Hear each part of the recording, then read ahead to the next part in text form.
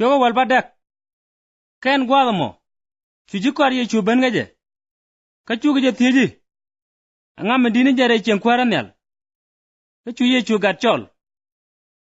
Chwe ye lab darien. Ka chwe wei. Apuch. An lar je ye. Micha rabu loje biya chit ka gat. Chabu merwere ye kwara nyal.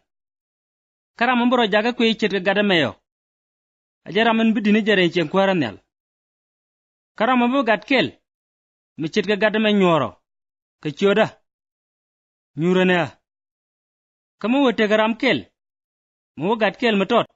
Mengeda jaga dir. Gwano ba pem gwar bel medit. Yan ngwede. Ka ba chu ma dar bar mulung. Re ka ka o. Ka kwi ngwane tin jaga jaga dir. Ka o. Ono be ka pany. Re ka garam bi ka pen ka jamo. Kame jak tudu. Ki chiru jiga dir. Tema ka yaka. Gwana jen ka jienu. Buwete ga mital pek. Ati ga bot ki ngol.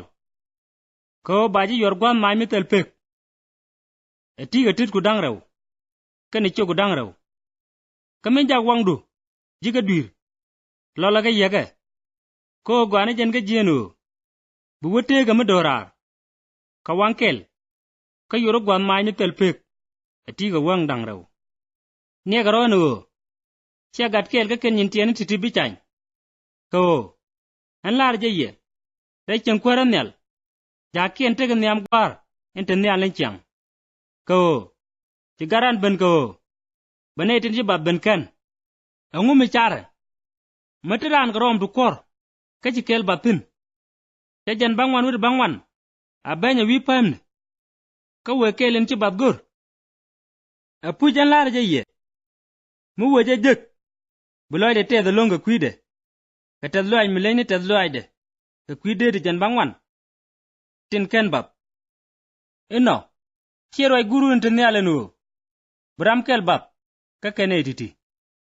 Kame chiram kel ka damor ji dwer. Werleri je dwere. Kam dun yendang raw karo. Kame werwai du ling. Ki damor luo jok. Kame charwai du ling. Nang ram kel. Kene dang raw kokin. Ka jikel. Ko berwani diali chialan ngach. Asel diw. Ka liang nene dang raw. Ke diok. Kame logo roi dien. Leri ye ji duel kop. Kame logo liang roi ne ji duel kop ba. Aja chet ke jor.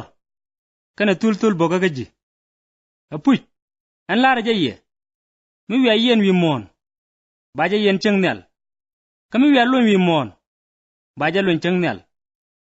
Kan lar ye mado dien ba. Mene dang raw ka yen ji wen mon ka ti ka dor. Baja let ka ye. Agwaren ten nel. Ko gwada bene dang raw ke diong martino ka choda. Batere dien. Ka chu Peter ben ka ye chu.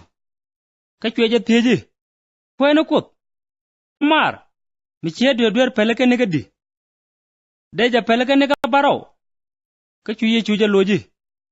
Chie nega baraw karo. An lar je ji. Nika jen baraw. Ka baraw. Ka kwije mo. De chiang kwara nyal par. Ka kwar me di. Me goro benyin ka ngai ka lat ke. Men tu ka je. Kwaje nung lere kel. Me goro yu deba. Tibat doro wel ka je. Kaka wotele je yu. Tidere sup. Chu kwaro ay lat. E baja kwak. Kene chiek de. Ka gat ke. Amene nyin ka dial. Ko ba yu ka chul. Kaino. Chu lere ro yor pin niam de. Ka pala je yi. Liba. Baka kamji kan dial. Ka meji kwate ka jadlo ay. Ka lere mo. Chweja luny. Ka chweja pal yu. Ka jen lere mo min werar. Yorom ga let. Malet kel ga je. Megoro yu tu pek dien kwar karo. Ka chweja kebrole. Ka chweja jogi. Kemne yoga tin goro ka ji.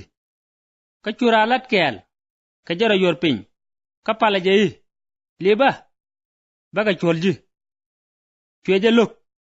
Ka chweja nang duel yena. Amene mi wengwal chul. Ka meji jilat kel ga jamin chi tuong nen. Chuka gaga lung. Ka chuka waka o. Ba te dial. Te ji tuogo lar kwaren. Ka chu kwar lere chol. Ka chweja jogi. Ajilen mi jia. Che ji pelaka. ka yu dial tin gor ga ji ko chiapal ka de gwana mi iloy du kai karan lat kel ga ji chet ga me ji loy do kai ga ji ka chu kwar ja kam nei tin la yan ga nap amene me we yo ga dial chul kay na ba bu gwaran tin nyal alet ka yen dial mi chia da moro kun bu pele ka ga loy kun